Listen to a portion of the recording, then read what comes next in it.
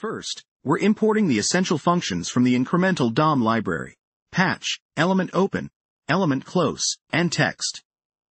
These functions will allow us to construct and update our DOM elements efficiently. Here we define a render function.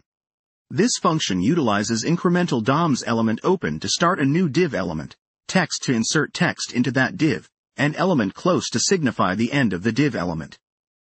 The data object's text property is injected as the text node's content.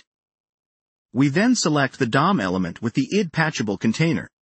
This element will act as our anchor point for the incremental DOM patching process. We initialize our data model as a simple object containing a text property. This text is what we will display within our div element initially. Next, we perform our initial rendering.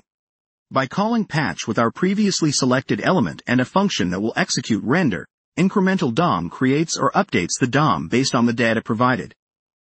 To demonstrate dynamic updates, we modify the text property of our data model to a new string. This change simulates a typical data update resulting from user interaction or an asynchronous operation. Finally, we apply the changes to the DOM by calling the patch function again with the updated data. Incremental DOM efficiently updates only the elements that have changed, in this case, the text within our div. This ensures high performance and minimizes unnecessary DOM manipulation.